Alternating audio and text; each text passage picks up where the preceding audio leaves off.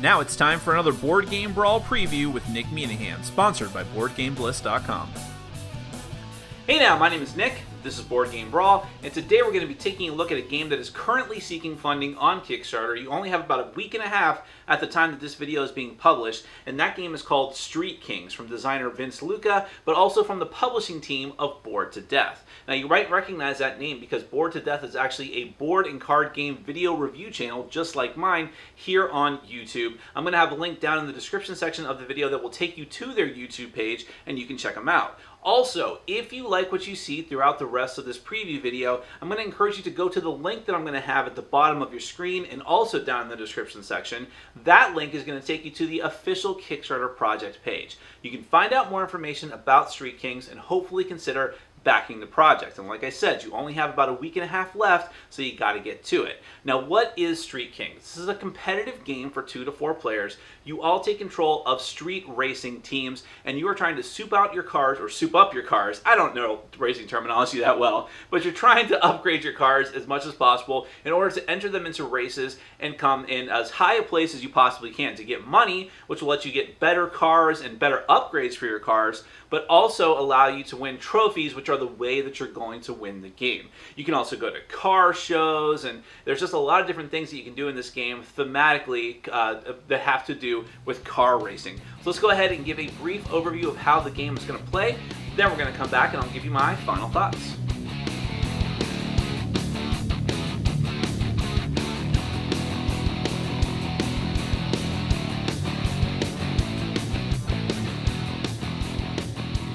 Alright, I'm going to give you a very brief rundown of Street Kings. Remember, this is just a prototype version of the game, so some of the things that you see here may be a little bit different in the final production version. Even some rules might be tweaked just a little bit, so please keep that in mind as we go through the rest of the overview. Now, the goal of Street Kings, it's a competitive racing game. You're trying to get the most money that will going to let you upgrade your cars as much as possible, so you win as many races as possible. The goal of winning the races is to get different levels of trophies. There's different escalating levels you can get, and you're going to be trading up your trophies all the time for better trophies, and eventually trying to get those gold trophies. Whoever has the most gold trophies at the end of the game is going to be the winner. The end game is triggered when someone gets their 7th gold trophy from winning a race. At that point, you have a final championship round to determine the ultimate winner by number of trophies. Now, there's a lot going on out here, so let me try to break it down for you step by step. Each player is going to get their own little dashboard here where they can keep track of their stats. First, you have your money, which everyone's going to start off with $2 grand. You have your little car meeple, which you're not going to put out on the track just yet. We'll get to that. There's a spot here where you're going to put the car that you're eventually going to be using in the race, and then to denote all of its different stats, but you don't do that right away. Instead, each player is going to have 2 random D-class cars, D-class being the worst type of car, but each player is going to get 2 of those at the start of the game. You just put them off to the side. And then over here at the top of the board, you have all the other D cards go out of the game, the unused ones. This is for a 3-player setup, by the way. Up here, you're going to have other cars that you can purchase. You have A deck, B deck, and C deck, and A being the best cards, C being the worst cars, although not as bad as your D cars. And you're going to have 3 of them out there in the lineup available for purchase at the beginning of the game.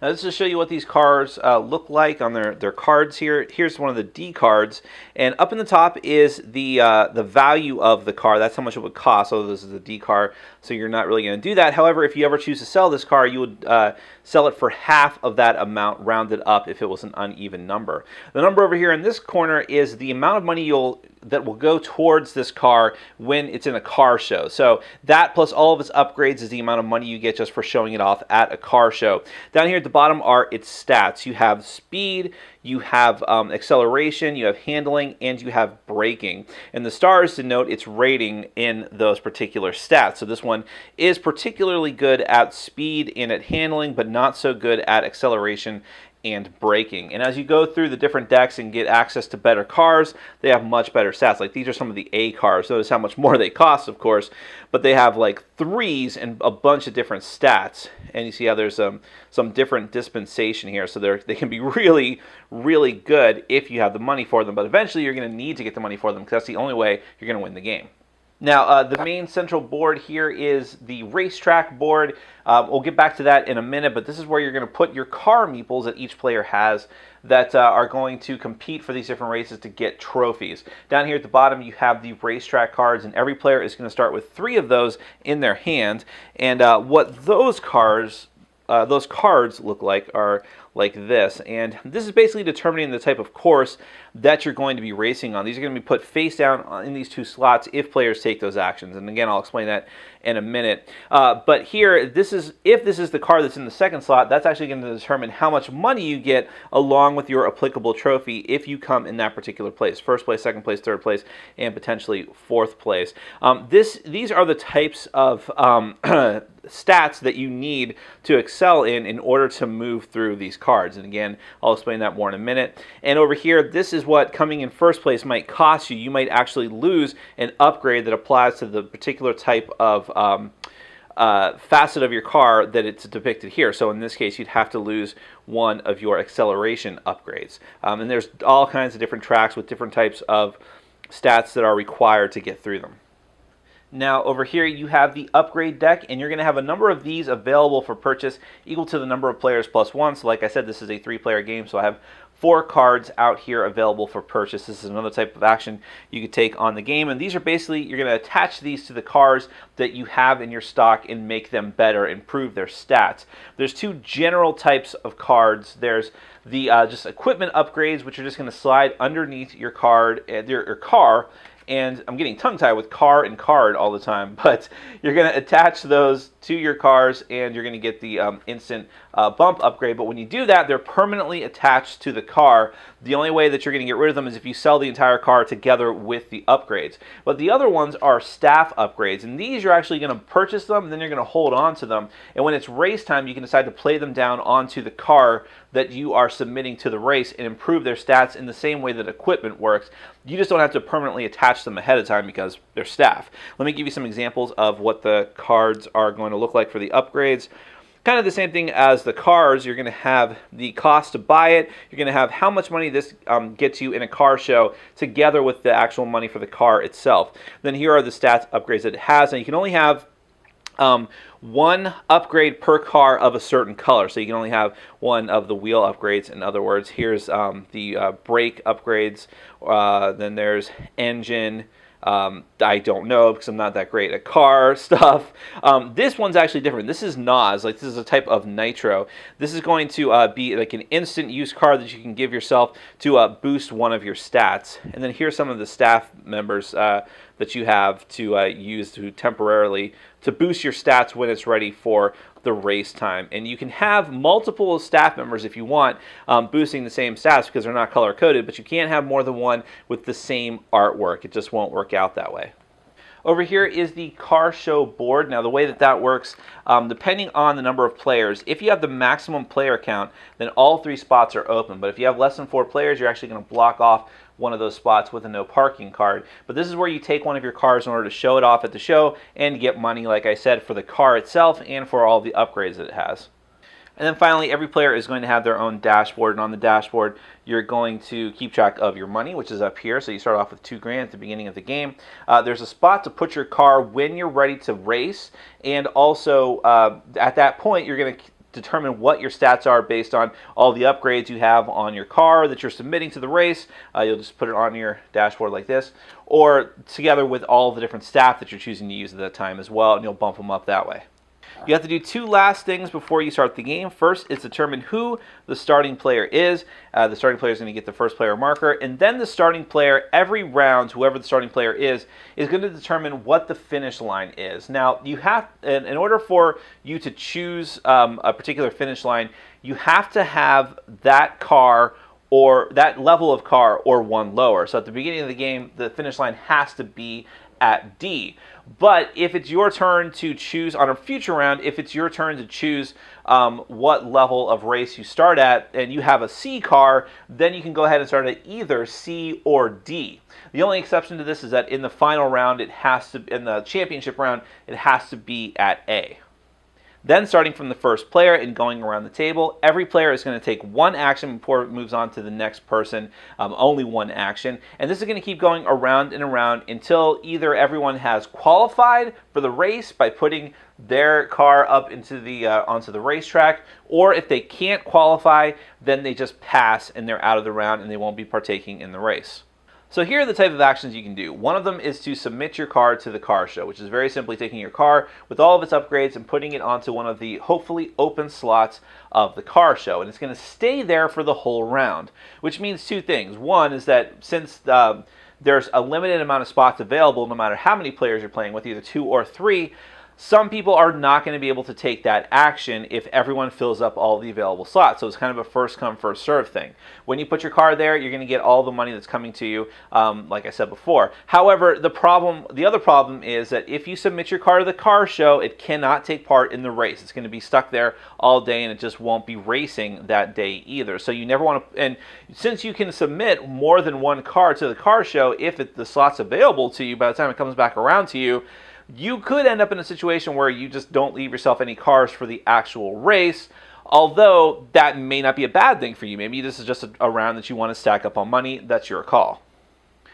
The next thing you can do is go up to the dealership, which is the car row up here, and you can buy one car and sell one car in any order that you choose. So you can sell one of the cars that you already have, and then take that with whatever other money that you may have and use that to purchase a new and hopefully better car for yourself.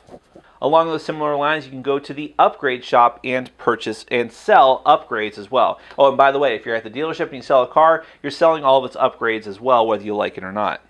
Now, much like with selling cars, if you choose to sell, you can sell whatever you want, and you can get half rounded up of the current value. You can also essentially sell, but really fire crew members if you want to at that time, but you can still only buy one upgrade and attach it to one of your cars if it's allowed to have another upgrade of that type.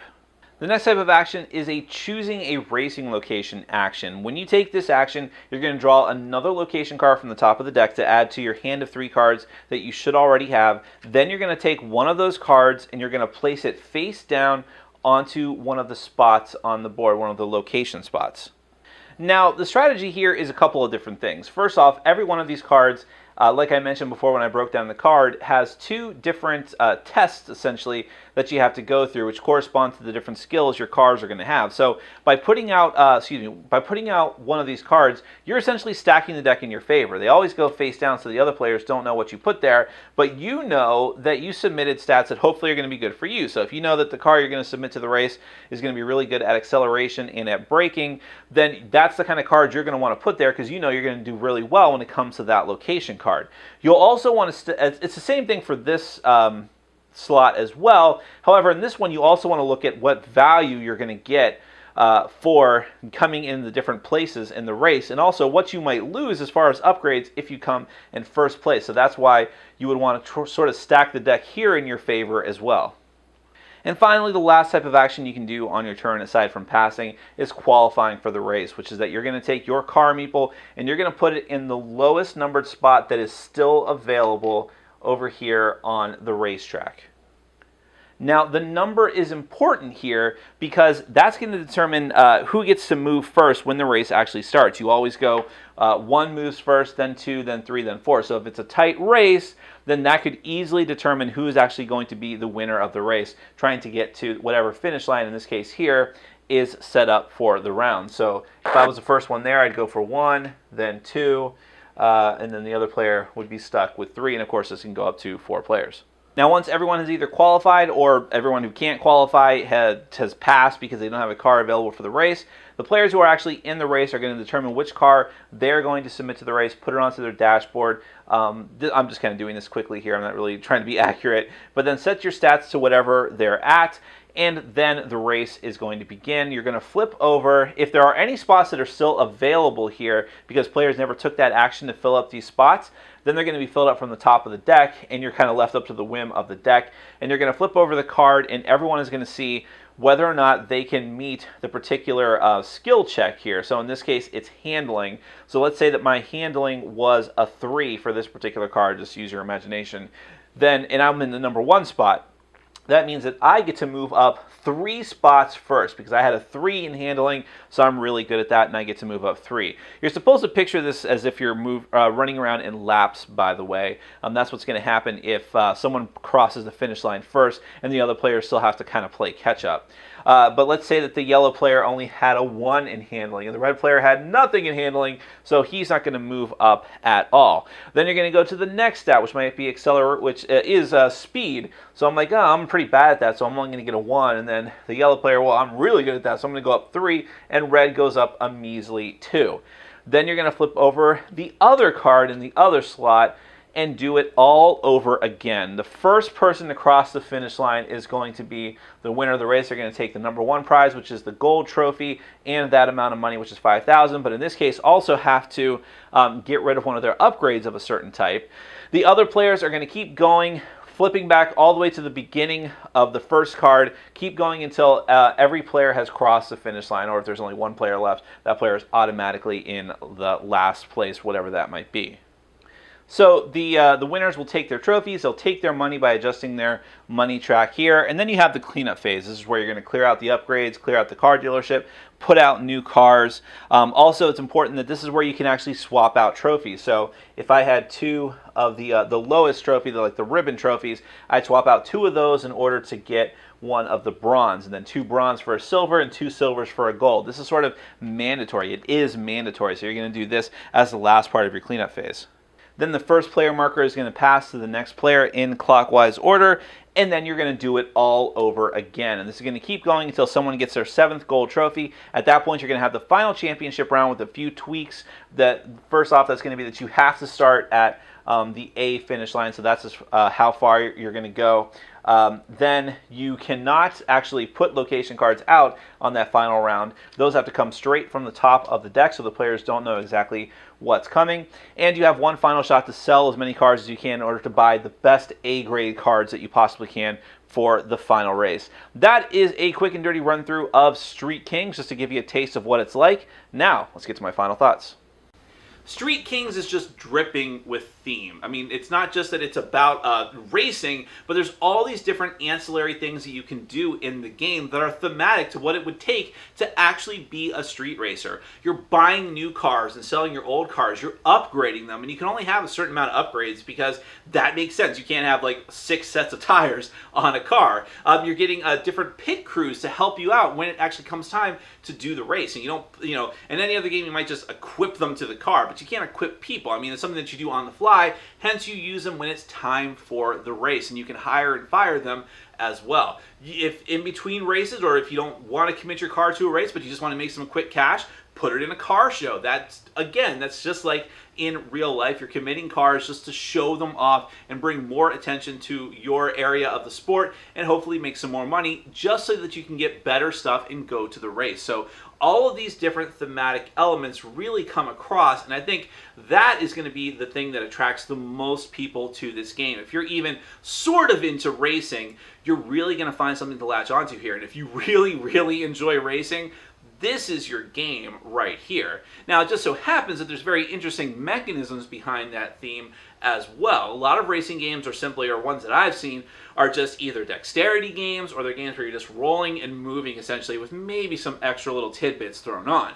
But Street Kings has really got Euro game elements. It's hand management with your street cards and how to carefully play those. It's sort of worker placement of determining like what areas you're going to go to and what action that you're going to take, knowing that you might be committing cars to a car show that you might need for a later point in the game, and also that tension of knowing what action you should take, because it's kind of it's not just, even before you get to the actual race, it's kind of a race, because who's going to blink first and decide to jump up into the top of the qualifiers in order to get that kind of edge, or who's going to slam a card down onto the track to sort of set up the track for themselves first, which can be very, very important towards actually winning those races. And there's only a certain limited amount of upgrades and vehicles to actually buy, and you have even though you can do whatever you want on your turn, using your actions efficiently, like a lot of different Euro games actually, is just the key to winning the game. So when you mix together the theme of the game,